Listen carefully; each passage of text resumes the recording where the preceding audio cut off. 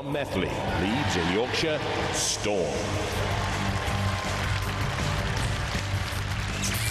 The debut for this three-wheeled cylindrical Stormbringer with a top-mounted axe or spiked arm and front flipper. The skin is armour-plated aluminium.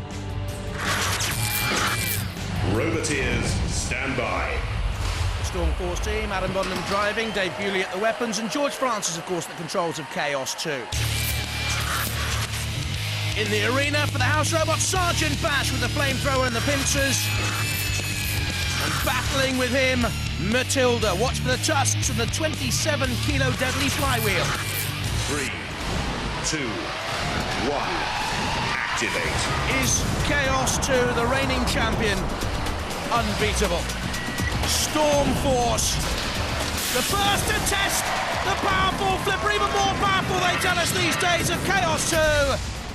And there we can see the champions are back and mindful of the business in hand. This time there's a silent assault and Storm Force is being tossed to the elements here underneath the high ground clearance of Storm Force. And already Chaos 2 creating a whirlwind of its own, a typhoon out there. Storm Force, scarcely a Stormbringer, and smoking, it would seem to me. In trouble internally. Chaos 2 already has this eliminator in its grasp. This is very impressive from George Francis and his team. This time end on. Flicking Storm Force up, but it crashes down. You have to say it's resilient, and it's showing a cold front to Chaos 2 there before tumbling away again. And straight on to Matilda's flywheel. And I just wonder, oh yes, whether Matilda can cause some damage to Chaos 2, because George Francis, you were lingering too long in there. Didn't reverse away from peril and you got yourself stuck. But Storm Force again, roly-poly, trying to dig into the arena floor using the spike weapon. George Francis and Chaos well in command. Looks ponderous, doesn't it, at best? Hardly cause any problems. And Chaos 2 releasing the pit because Storm Force already there! And down you go! The pressure is descending for Storm Force. They're out. From Mikolova in Derby, Obsidian.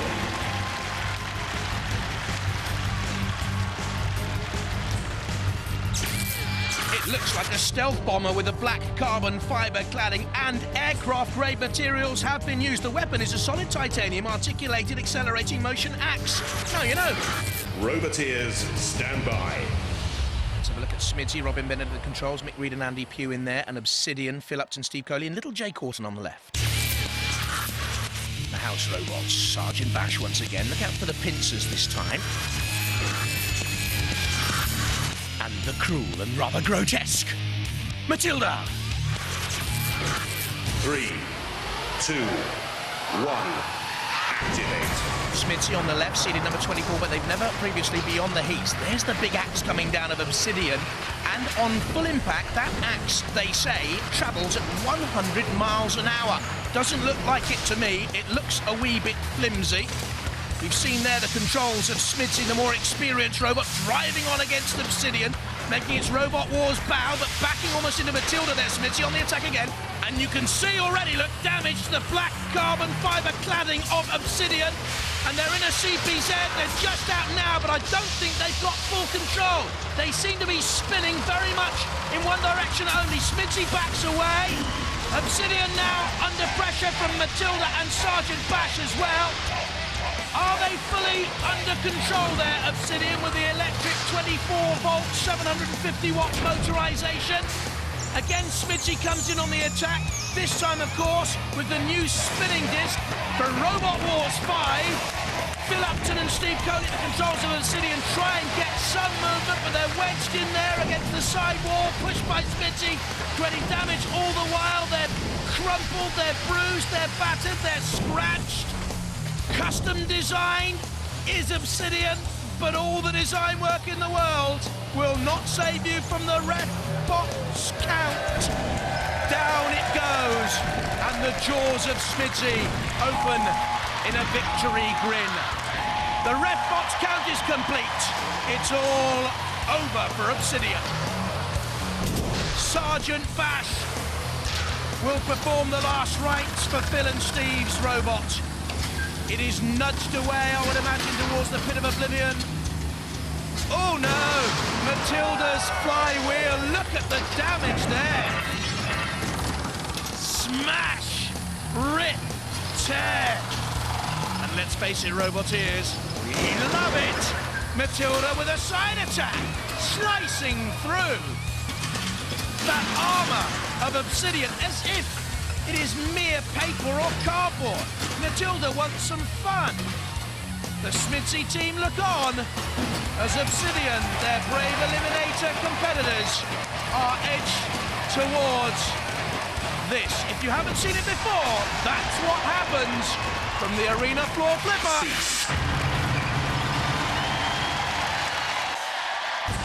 From Carlton in Nottingham, T-Bone.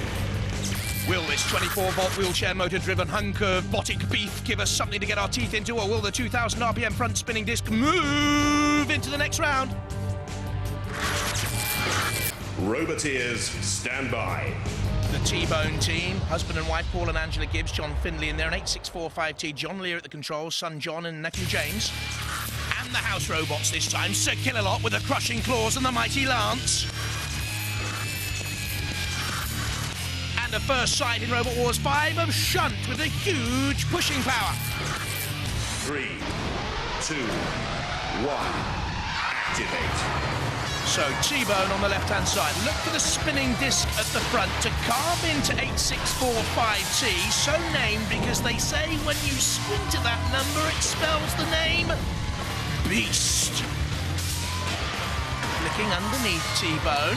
T-Bone's disc has stopped spinning. That is a major worry for Paul Gibbs at the controls. He needs to rev up that weapon once again. It is not working, and therefore T-Bone has been somewhat filleted. The Beast's flipper, almost like a pendulum motion with that rear spike or axe, but T-Bone has gone for the pit release button. There you can see it descending, so T-Bone without the weaponry thinks I'm going to have to push and shove the Beast into the pit here, otherwise I could go out. But the Beast has some push of its own. Can the T-Bone dig its hooves in here? Is the spinning disc working? They're very close to being pushed in, it would seem, by the Beast. Who has the more traction? Who has the bigger pushing power? The Beast 100 kilos, 2 kilos heavier than the T-Bone, and the clock is ticking down before we go to a judge's decision. It could be very, very close. They will mark on style, control, damage and aggression. It goes to the judges.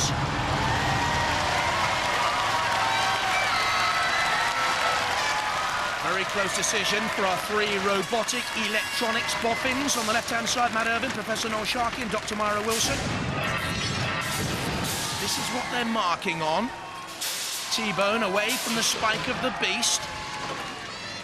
Lost power from its own weapon, could be decisive. The Beast doing a lot of work, but then that was a good move by the T-Bone to release the pit. In came the Beast, though, with a side slam.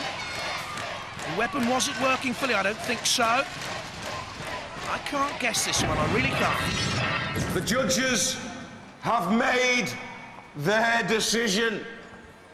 T-Bone, very fine robot, very well supported. But they lost! The winner, 8645T! From Fishcross, Alloa Fife in Scotland, the Tartan Terror. Our Highland warrior with shield and claymore, based on a whiskey cask. The weapon is an axe. The exterior is wood with iron hoops on that cask. Roboteers, stand by. The Tartan Terror team, Duncan Stewart at the controls, and for the Steel Avenger, there's John and Jackie Willoughby with Tony Bates in there as well. And in the arena for us, Sir Killalot with the crushing claws. I think it is invincible. And so is Shunt for me, although some say it can't self-right. Put it to the test. 3, 2, 1, activate. Tartan Terror at the top of your picture, built from a whiskey cask. Have they been having a few drops of the hard stuff in the pit because it was very slow and sluggish to get out from the arena side walls? They are spinning madly and lurching here from pillar to post, the Tartan Terror. What is going on? The bottom there is steel with wood cladding covered by the tartan kilt, but it won't fool anyone. It certainly won't fool Sir Killalot. And T3, if it lasts 3 minutes, to be honest, will do well. The ball and chain weaponry, I think, has already come loose, hasn't it? There on the bottom of the Tartan Terror. Who's it terrorising then? Certainly not the Steel Avenger. Even a Feather Duster can do that sort of damage. Bravely carrying the Scottish flag. But will the Steel Avenger send them heimward? To think again. The Tartan Terror is already, for me, a beaten force, and this is Culloden all over again. Oh dear. The whiskey barrel, I think, has been punctured. And in comes the Steel Avenger once again. The sober-looking Jackie Willoughby with another slam of the axe. For me, that's 1 over the 8 slams by the axe so far. Is the kilt coming off? Oh, please, let's see what's on underneath. The Tartan Terror. No sporran. There you can see the wooden boards.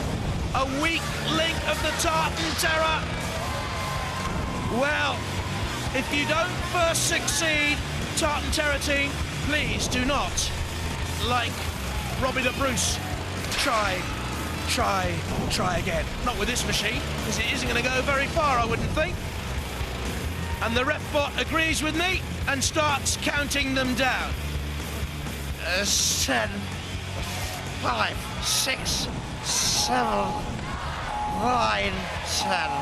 And you're going home, boys. Marvellous stuff. Duncan Stewart, Kenny Ross and John Reekie, you've done us proud. Smashing fun and entertainment from the Tartan Terror boys. Shame they've gone home so early. Before last orders. But there you go. The Tartan Terror. Oh, don't put whiskey on a flame, whatever you do. They've loved it. We've loved having them here as well. You smell the smoking whiskey. It's enough to get us laughing up here after all. They're on fire. Shunt has a look. Look at the wheels. What are they made of? Cardboard box? The kilt's on fire. All we needed was a burning tam o' shanter. What happened to the claymore and the dirk? What happened to the rampaging Scots? What happened to Braveheart? Shunt on fire? They're still in there trying to control something. Shunt's not on fire. Well, a little bit. I think it's actually remnants of Tartan Terror kilt. And they're flung and flicked over. A little Highland fling to end it all. We've tossed the caber in Robot Wars 5. We were expecting a sort of Loch Ness monster. But in the end, we've got a tattered Tartan Terror. Bash and a crash. And in goes our own Knight of the Realm for the kill. Back on the floor, Flip. Oh, they're trying to get away. They nearly got away, but not quite.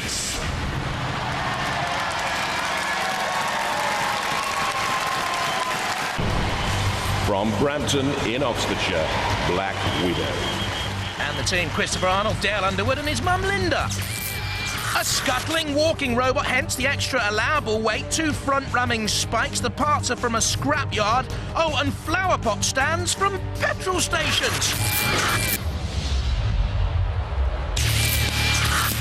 And in the arena for the house robots, the seemingly invincible Sir Killalot.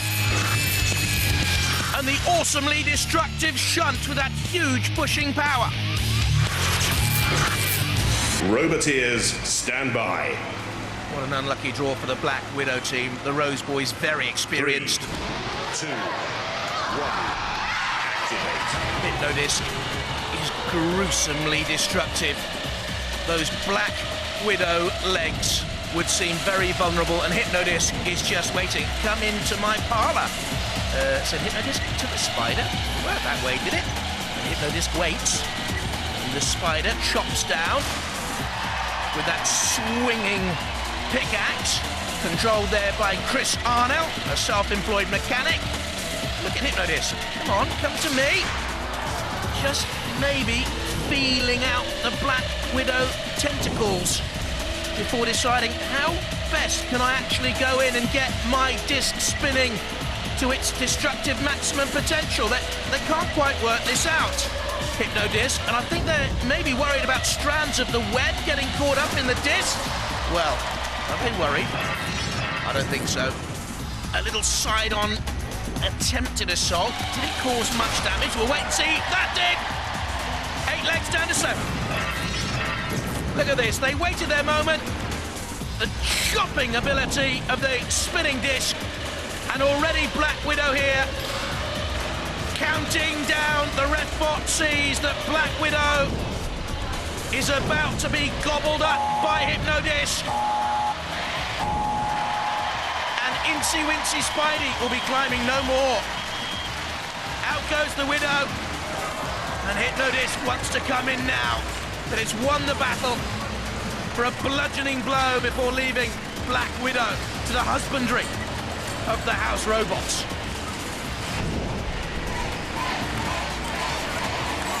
And Black Widow taunted and teased by Hypnodisc, it seemed to me early on there.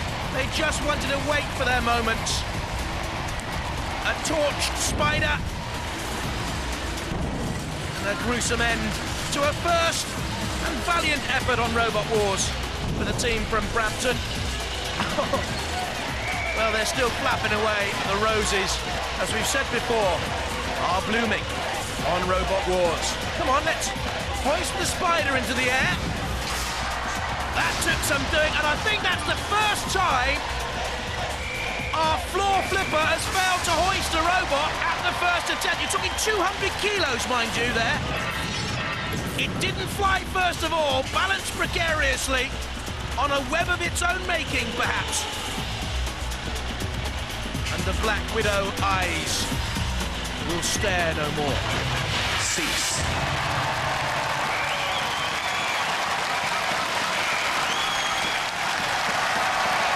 Oh, dear me!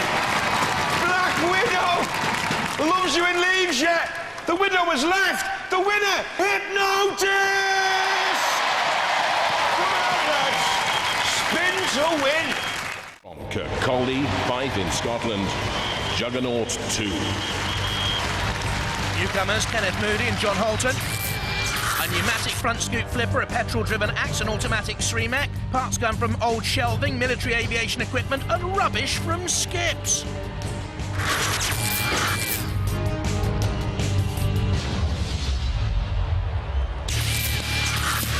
In the arena, Shunt, the diameter edge axe, can cleave through anything. And alongside, Sir Killalot once again with the crushing claws and the piercing, churning lance. Roboteers, stand by. The Bulldog breed team, Tony at the controls, and Juggernot to take them on the right-hand side up there in the control pods. Bulldog breed up to 15 miles an hour, by far the fastest. Don't like the Juggernot ground clearance. It's high, look, 3.5 centimetres of ground clearance, and Bulldog breed is a classic wedge-shaped robot to get in underneath. And I'm surprised actually they didn't drive on there with a side-on assault. There you go. There's the flipper. Up goes Juggernot 2. And I'm afraid if I could see the Juggernot team in problems, well, so could Bulldog breed right from the start. There they go. Big, big weight to toss in the air, 97 kilos, once and twice. A side flap or panel has come off Juggernot 2. It's from the back there, look. And oh, flower of Scotland, when will we see the likes again? Hopefully, never. We're sending them Hayward to think again. Try again, as Robert the Bruce would say, but try even harder. The Bulldog breed team, don't smash up our set. That is the Pit of Doom release tyre. You needn't shovel it out of the arena, boys. Burn says one.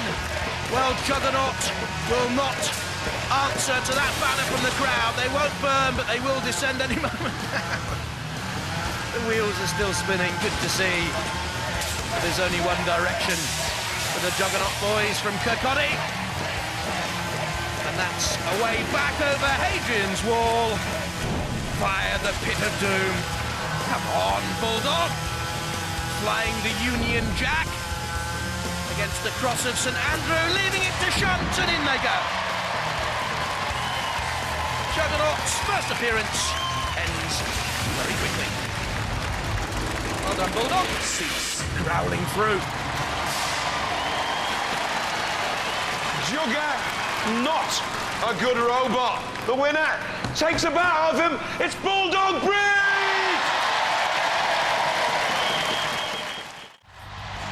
From Chadwell Heath, Romford in Essex, Wowot. It's the fourth time Adam Clark has fought in Robot Wars. But he's never managed to win a battle in that time. This is called Wowot because his young son says robot that way, has 18-inch jaws to grab and pull other machines.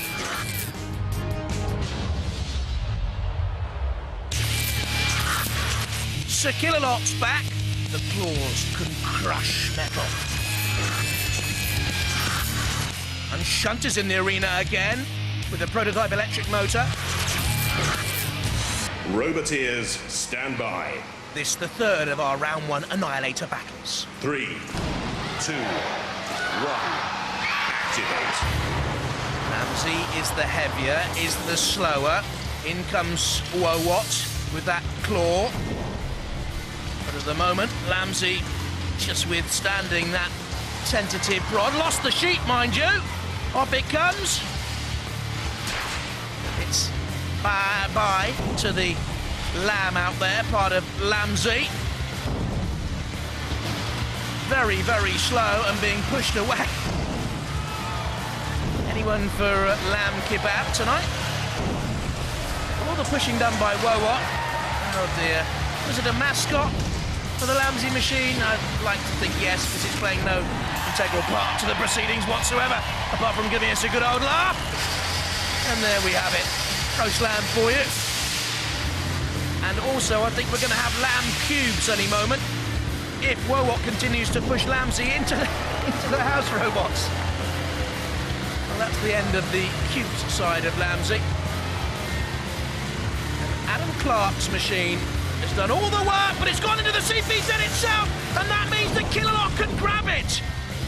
Well, as Wowot was pushing Lamsey in then to the corner patrol zone, it opened itself up for an attack. You see by Killalot coming out and crumpling. Now I wonder if that's going to cause major damage to Wowot. This would be a real turn-up for the books because Adam Clark was well in command over Ian Lockhart and his team. And I think Wowot here are in real trouble. So Killalot, when it gets a robot into its claws, does not like leaving them go with a chance of staying in the competition. And Wowot crumpled and in major, major problems now facing Adam Clark. The ref bot had a look. Killalot came in. There is Adam, a web designer by trade. Every time he has a victory, he paints a gold tooth on his robot. Hence, there aren't many gold teeth there, are they, Adam? Let's be honest. And the ref bot counts down Wowot and out of Robot Wars. How about that?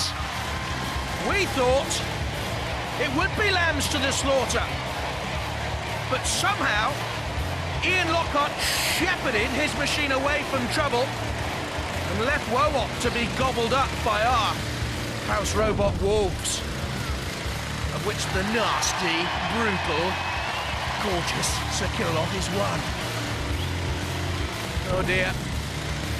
Well, the problem was, in his zest for glory and victory, he just miscontrolled his machine, Adam Clark, into the CPZ. How many times have we seen that?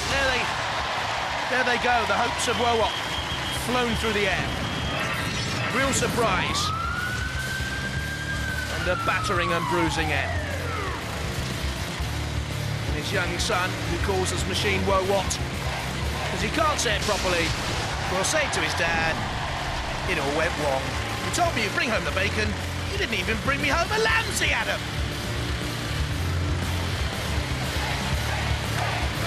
Down they go into the pit. And that's the end of Wowot. Cease. Wowot gets a right good kicking. The winner, the wolf in sheep's clothing, Ramsey! From Sturchley in Birmingham, Guzunderbot. A double wedge, four-wheel driven machine, a double-acting Morning Star axe, they tell me, a flipper, but very slow at 7 miles an hour, and light too, at just 88 kilos. Roboteers, stand by. Guzunderbot, they call themselves the family at war, the Ellis family. Dad, Peter there on the right, Stephen and Claire with him. And General Carnage too. Nigel Seeley is dad to 10-year-old Nick, and Sarah Burton is the mum. In the arena, dead metal, weapons synergy the strength. Sir Killalot, the weaknesses, absolutely none. 3, 2, 1. Activate. Guzunderbot wheeling slowly away there, chased down by General Carnage, side by side, filling each other out until the General comes in and immediately flips Guzunderbot up and over. Now, have they got a SREMEC, a self-righting mechanism? They think they obviously do have one, but I'm not too sure whether they can right themselves. Peter Ellis, a trained driver by profession, needs to get Guzunderbot back on the rails. No chance, General Carnage. You're over and out, Mr. Ellis. The signal, green for go for General Carnage.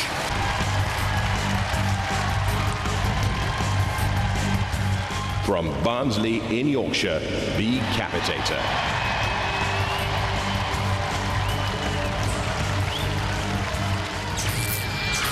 A big black and orange bee on a wedge base with a rotating drill weapon, 750 watt, 24 volt power, but at only 71 kilos, it's the lightest in the heat and could be badly stung. Roboteers, stand by. Firestorm team, Graham Bone, Alex Mordew, Hazel Heslop, and in the Bee-Capitator box, John Nicholson, Martin Courtney and Gavin Barker. In the arena for the House Robots, Matilda's Flywheel and Tusks. And the awesome invincibility of Sir Killalot. 3, 2, 1. Activate. So this, the first of our 4 Eliminator battles tonight. Firestorm would start as the favourite because of his experience, but look for the sting there on the front of Bee-Capitator. Firestorm already in underneath her, and that would be the danger for the buzzing bee. A full 1 centimetre ground clearance means that any wedge-shaped machine can come in now, like Firestorm is with another slap. Oh, look at the damage, though, caused to Firestorm. Went on the attack, look at the buckled flipper. They attacked Bee-Capitator. I think it was Matilda that caused the damage, and it was. I know the bee flew, but then the flywheel caught Firestorm. Too late to save Bee-Capitator, counted out by the ref bot, didn't have a SREMEC, couldn't right itself. But what damage now lingers for Firestorm for later on in the competition. Bee-Capitator really looked to me to have too high a ground clearance when pitted against a wedge-shaped machine like Firestorm. The end is nigh. Didn't really cause a hive of activity in there, did it? Bee-Capitator. And the pollen count from the crowd is to count it out. Over the flame pit, the fur's on fire. Sir Killalot twirls the bee and dumps it. But up in those control pods and everywhere else in the arena and in the pits, we'll be thinking about that damage to Firestorm. Top of your picture there. Beautiful. We love to see damage like that. Matilda does, and Killalot does. Oh dear. Well, if it was a worker bee, it wasn't tremendously industrious, and if it was a queen bee, he's been well and truly dethroned. Goodbye. Cease. From Didcot in Oxfordshire, Rohog.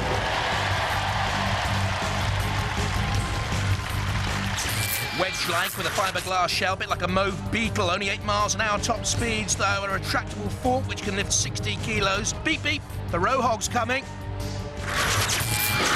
Roboteers, stand by.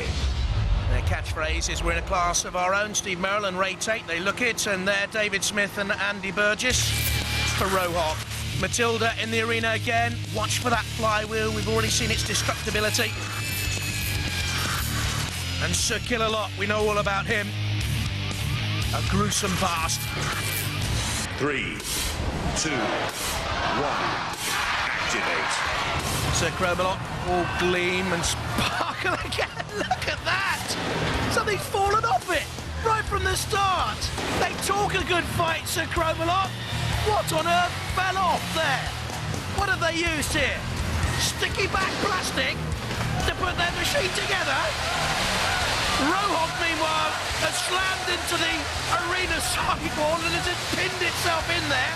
What is going on out there, Refbot? Have a look, have a word. And Rohog counted out straight away, and now Sir Chromalot can come in on the attack. Rohog steaming, smoking, no control, no style, tattered from the rear. In comes Chromalot again. The lifting fork, trying to prize Rohog out of the arena. David Smith, the robot driver, Andy Burgess, the weapons operator. Well, what was happening with your machine? And there goes Matilda with the flywheel. And the fiberglass shell of Rohog ripped apart there. Look. No wonder Steve Merrill and Ray Tate look delighted in their box. They've had an easy victory. Oh dear! And the hog has been skewered. Onto the floor flipper for Rohog. And the only rage from the Rohog was its own temper because of its own frailties and its own weaknesses. The shell is ripped away. Well, they say, don't crush a beetle. It looks a little bit like a beetle. If you crush a beetle, it'll rain and rain and rain. In Robot Wars, we're going to have a downpour for centuries then. We don't mind. But I tell you what I think is happening out there. The robots, the house robots, do mind the fact that Rohog was immobilised so soon, and therefore they've been punishing in their attacks on that machine. You can't bring in a feeble robot, not a Robot Wars, and expect to get away with it. From East Wennis in Fife, Bot out of Hell. Looks bizarre, has a big nasty spinning disc at the front. The main motor is 20 horsepower. It's quick at 20 miles an hour, but it does look vulnerable. It has a very high ground clearance too. Roboteers, stand by. A curious look at Bot out of Hell for Martin Schloss, wife Leslie, and 10-year-old son Daniel there. And in the Reactor 2 box, Russell Orton, son Daniel, and friend Martin Crouch. And in the arena for the house robots for the first time in this heat, Shunt with the axe and the scoop. And also Sergeant Bash for the first time in the heat with the flamethrower, the pincers, the long-range weapon. 3, 2, 1, activate. What sort of imagination could dream up a machine looking like Bot out of Hell? A demonic Hell's Angel. But quick, nimble. Looks like an old cine projector as it rotates and comes in on the attack to Reactor 2. Bashes and bumps and hurdles. Reactor 2 looks more dependable, looks sturdier, certainly. Only 8 mile an hour top speeds for the Reactor. He's riding a mean machine out there, isn't he? The devilish rider, a Bot out of Hell, turned on its side though. And we said right at the start, the ground clearance, get a flipper in underneath there, you're always going to be in trouble. And have they got a 3-mech design to right themselves? They have a denim jacket. They may look mean and moody, but magnificent. They ain't. And Reactor 2, along with the crowd, anticipating a victory any second now. Bot, back to hell from whence you came. The Reactor is moving forward with speed. From Ossett, Immortalis. A metre wide, three-sided pneumatic shovel, concrete slicing saw and high-impact spikes provide the weaponry. Has devilish eyes and angry temper, but immortal, is that a vain boast? Roboteers, stand by. Immortalis at the controls. Colin Scott, his son Jordan is there, age 9, and Steve Keating as well on the weapons. Exterminator, Marlon Pritchard is the robot driver, and alongside him, Simon Baldwin. Sergeant Bash in the arena with the pincers, the long-range flamethrower, and to create carnage, Shunt. 3, 2, 1, activate. Exterminator has experience in battle, though Colin Scott, the driver of Immortalis, had previously entered Robot Wars with Death Warmed Up and Piece de Resistance. His Immortalis creation this time, though, under pressure from Exterminator, but hanging on, and Exterminator almost turned over there. As they dragged together, Exterminator flopped forward, and 100 kilos is pressing down on Immortalis, and in comes the Ref-bot to separate them. Good decision. Hey, hang on, Exterminator, you're not fighting the Ref-bot. You may be angry at his decision, but you don't take on the Ref-bot. Yellow card, oh, Ref-bot. Yellow card, Exterminator, surely. Have a word. What's happening with Immortalis, meanwhile? In the arena there, in the CPZ. And under pressure from Sergeant Bash, what a curious fight this is. Immortalis has never really seemed to be under control.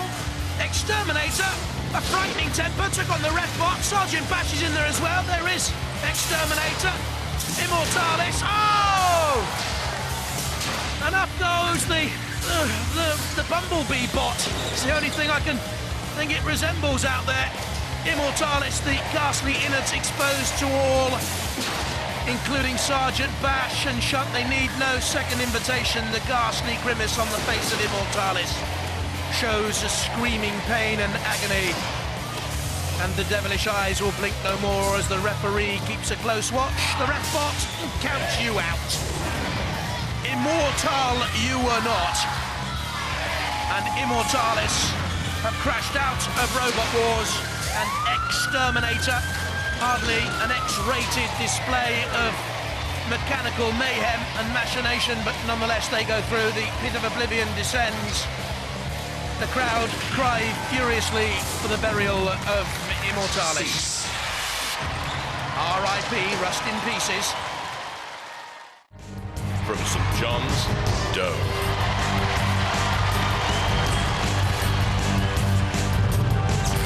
The Dodecanol base houses 4 belt-driven wheels supporting a weapon protected by a 37-sided symmetrical steel frame dome. Now you know, materials include steel and aluminium sheeting. Roboteers, stand by. Look at this. This is the Dome team. David Sweeney, Jim Boyd and his daughter Bella, and the Deator boys, all great fun themselves.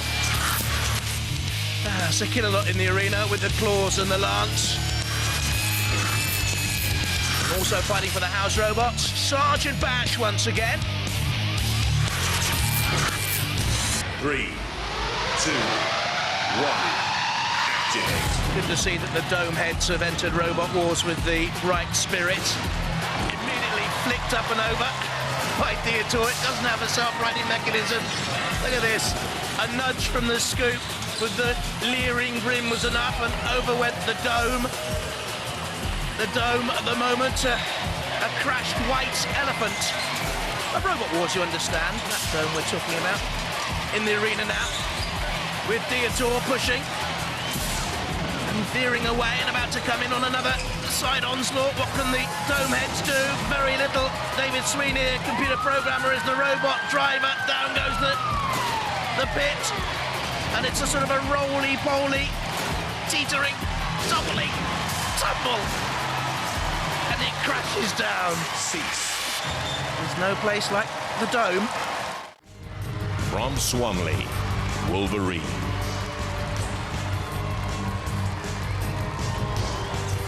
Low and flattish with a front lifter plough, can lift railway sleepers, was a reserve for a previous series, now steps into the spotlight, the floodlight, the moonlight for Wolverine.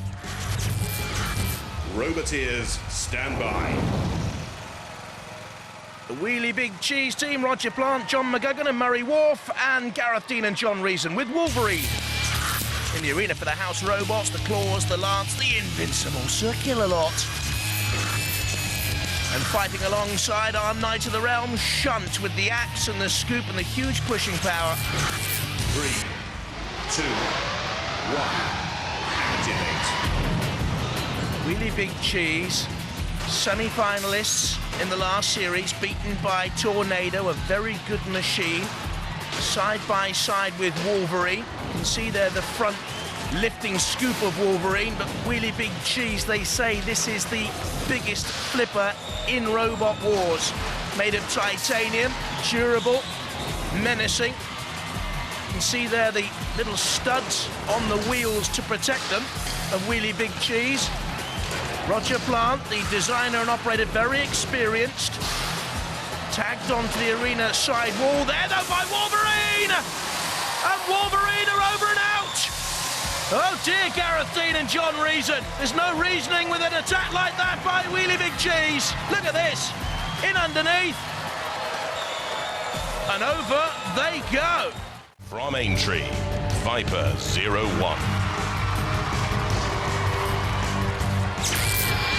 Has a 3-kilo stainless steel rear cutting disc running at 4,000 RPM, top speeds of 15 miles an hour. The team has a winning experience with Hard Cheese, middleweight champions of Series 2. Roboteers, stand by. Here's Splinter then with Stuart Waitman and Craig, his son, there at the controls. And V.I.P.E.R 01, Nigel Kerr, Alan Steen and Simone, his sister. Dead Metals in the arena for the House Robots with the weapon synergy of pincer and saw. And fighting alongside a Shunt. Huge pushing power, don't get in its way. 3, 2, 1, activate. Splinter will use the arms and the axe together. Hold on with the arms and bring the axe down. V.I.P.E.R looks very slow right from the start. They say they can get up to 15 miles an hour, V.I.P.E.R 01. I'm not too sure whether they're going to get up to 1 mile an hour. And there's the classic pincer attack of Splinter on one side and Shunt on t'other. The V.I.P.E.R weaponry, that steel rear cutting disc, moving sluggishly. They've not got full control of this, I don't think. Well, they're from Aintree, and they're falling at the first fence here, V.I.P.E.R 01. I'm afraid to say, Shunting underneath as well. Very low ground clearance for V.I.P.E.R 01. The mean green machine. Not really mean at all, is it? Now, are they finally going to be bumped into gear? I don't think so. Splinter signals the pit release. And the one-time middleweight champions of Series 2, when they had Hard Cheese in the arena, are about to go out here. V.I.P.E.R 01 into the CPZ, the corner patrol zone. In comes Shunt with the axe, diamond edge. It never got going. Never got going, did it? And the V.I.P.E.R has slithered on its belly to defeat. Love the uniforms. Nothing to do with Robot Wars. I just love the uniforms. The clock is ticking down. It'll go to the judges because technically the V.I.P.E.R is still moving, mainly because it's being dragged by Shunt. But it's up to the judges to make the decision.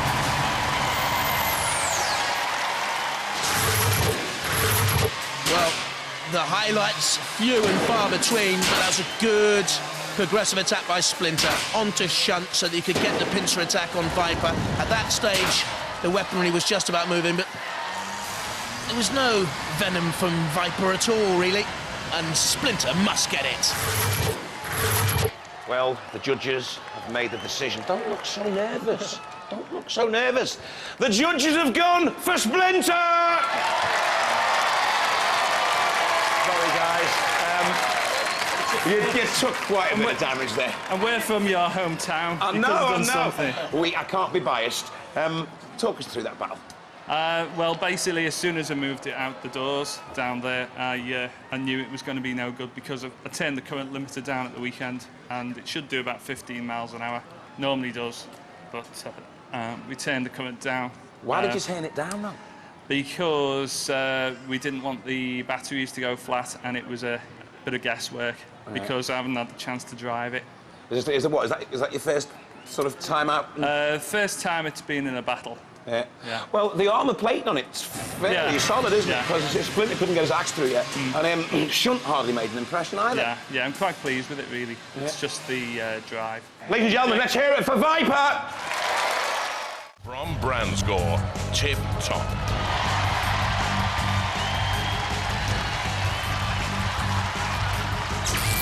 Designed around wielding the weapon, a very substantial inertia disc driven by a petrol-fueled 72cc disc cutter engine. Petrol in this arena, boom. Roboteers, stand by. First time on Robot Wars for Tip Top and the Hode family. Grandad Dennis, Dad Robin, and grandson William.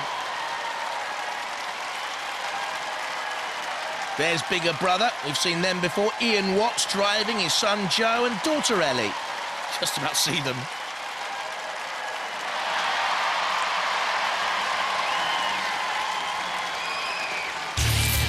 In the arena for the house robots, Sir Killalot also has a petrol-driven engine.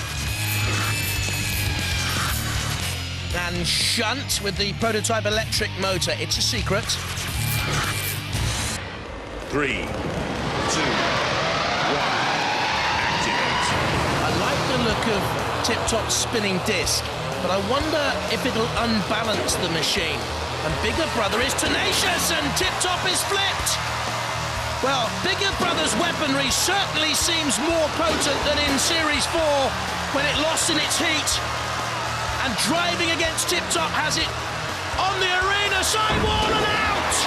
Tip toppled out of the arena. Bigger Brother through, and emphatically so. From Guildford, 11. A large stainless steel walker with hydraulic jaws, double the weight of non-walking robots. That's allowed in the rules. Very slow, just 1 mile an hour, and a turning circle the size of a small swimming pool. Roboteers, stand by. 3 Stegs to Heaven. Previous grand finalists, semi-finalists, Peter Rowe, Danny King and Richard Francis. And 11. What an awkward-looking machine for James Eagling, the son of Peter. The weapons operator, James is 9. Sergeant Bash is a lot older. Grizzly, our house robot with a flamethrower. And Shunt has the axe and the scoop and the menace. 3, 2, 1, activate. Refbot backs away, the green light for go. And what an impressive machine this is. Wonderful engineering has gone into this hydraulic 11 machine, stepping forward. 3 Stegs on the attack, trying to get it spinning. Cutter, oh, to sever a hydraulic pipe, and it has done. Hydraulic fluid being spewed all over the arena floor. That, of course, was always likely to be its Achilles heel, to be attacked by Peter Rowe and Danny King and Richard Francis and the 3 Stegs team. And little James, there's very little he can do about this now, because I don't think 11 can really move forward. Certainly its hydraulic jaws have been negated. Ooh, they're trying to rip more cabling out from underneath 11. But what a feat of engineering. Dad Peter, what a clever chap he is. Apart from building robots, he programs generic algorithms and genetic programs. I can't even read the words. And 3 Stegs may not be reading this situation very well either. Look, I think they're snagged on 11 on the cabling. You can hear the wheels trying to spin and gain purchase and back away, but they can't get away. They're locked together. And 11's legs are still moving. And a sad sag of the weapon too. The Refbot is in, and I think the Refbot is counting them both down to a judge's decision. Cease. Steg snagged. The judges note that 3 stakes caused damage, but then 11 hung on in there. Locked together then at the end. It's up to you, the judges. The judges have made their decision. Do you think you won? I'm not sure. You're not sure? 1 out of 10, Craig. 1 out of 10. I've got bad news for you. They've gone for 3 stakes to heaven. Very, very unusual robot, yours. It's a walker. Yeah. A lot of exposed parts. What the judges reckoned is they broke one of your cables, which kind of semi-immobilised you, really. Put them out. Yeah, and then they got the cable wrapped round you. How long did it take you to build that? It only took 3.5 weeks to build, but it was in the design phase for about 4 months, 5 months. In Robot Wars, you need kind of weapons, really. Do you think those jaws are adequate? No. We're here to learn. You're here to learn, fair enough. Yeah. Very steep learning curve when you come against a good robot stake 3. I thought you were mismatched. It's OK, we're going to come back next year and give them the stuffing. Let's hear it for Legs 11! From Dublin, Monad.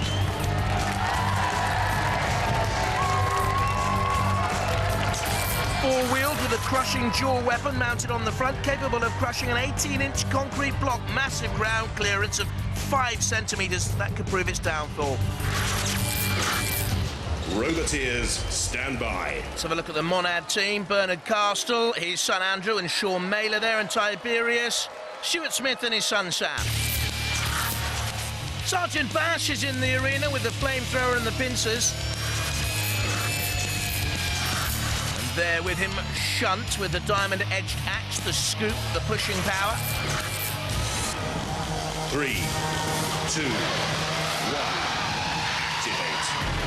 So, Tiberius on the slam immediately, and in underneath Monad, I mentioned that high ground clearance. You can see the blood-tipped spikes at the front of Monad. A horizontal crushing jaw made up by those 2 spikes. But it's Tiberius that is grappling here with the Irish entry from Dublin, and he's bending and buckling. That protective armour, look at that. Oh, cleaving away. Tiberius has got inside. And at the moment is well on top. I wonder what damage it's causing in there to the electronics of Monad. The controls seem sound at the moment. Monad slammed against the arena side wall, getting away. Nice little dart and spin, too quick for Tiberius then. Monad up to 12 miles an hour. The quicker of these 2 robots. As the jaw at the front just come away a little bit. It looks wobbly to me.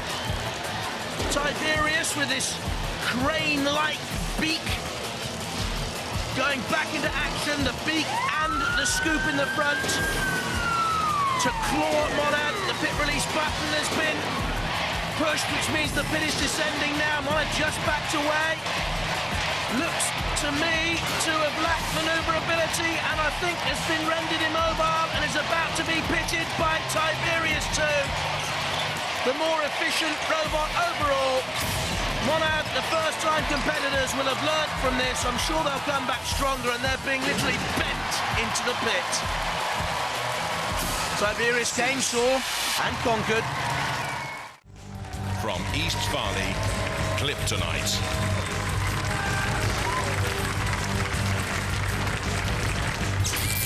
Stainless steel plasma welded shell, powerful motors, an axe lifter, 50 miles an hour top speed, lack of experience, but can Kliptonite bring down our own Superbots?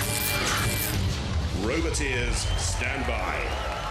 The Kliptonite team, apprentice engineers, Michael Edwards, Nathan Crawley and Graham Hewish, and Major Tom back again, Henry Ryan, John Morris and Arthur Robinson. Matilda's back in the arena for the house robots. That flywheel is deadly, believe you me. And Sir Killalot has the crushing claws and the lance. 3, 2, 1. Activate. The Repbot has the glance, and Major Tom comes sidling in. I can't remember a bumper car looking like that. Mind you, I wasn't around in the 50s, honest. Kliptonite with a little axe and a shove, and Major Tom with a ghastly, leering grin turns and comes in again with that vertical flywheel at the front. stronger, better for the experience of Series 4 when it was defeated in its round 1 heat, and Kliptonite's in all sorts of problems here early on. Major Tom, a couple of bashes and crashes, and Kliptonite not strong enough to survive. Apprentices, you have to learn to get your engineering qualifications and to bring back a stronger robot next time. Kliptonite's counted out.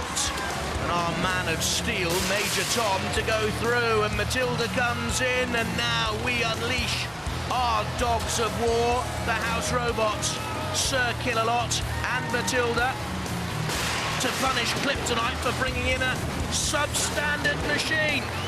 Bring in a heap of junk, and we'll turn it into proper rubbish, says Kill-A-Lot. Kliptonite boys, I don't necessarily agree with the thoughts of Sir Kill-A-Lot, of course. Matilda in there as well. Mind you, let's be honest, your machine wasn't great, was it? And it's going to go down the pit any moment now. So Kill-A-Lot hoists it high. Matilda, get out of the way. Go on, what are you doing? And Kliptonite thrown into tatters on the arena floor. All bent and bashed. And it's K4 Kill-A-Lot. And Kliptonite, K4 killed. Any moment now down the pit. Didn't last long. Team likes its martial arts, likes its motocross. Sir Kill-A-Lot is crossed.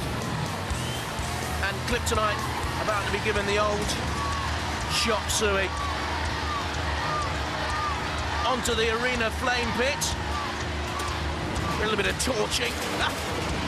One of the paddles has fallen off. Oh, I'll get rid of it. I think we've seen enough. How much work went into that, and all over in a second. And eventually pitted. That's the last we'll see of Kliptonite in this series. Cease. From Cowcliff, Twister. Has 3 sharp, short, thick spikes at the front, ramming and spinning at the same time. The blade on the flywheel goes 55 miles an hour for heavy metal damage. Also has a flipper and runs both ways up. Roboteers, stand by. The Claude Hopper team has Andrew Hughes, his son Joshua, Nick Clement, and the Twister boys, Stuart Ford, Christopher O'Connell and Graham Kershaw. In the arena again, the pincer and saw of dead metal. And hungry for some metal mashing Matilda. 3, 2, 1.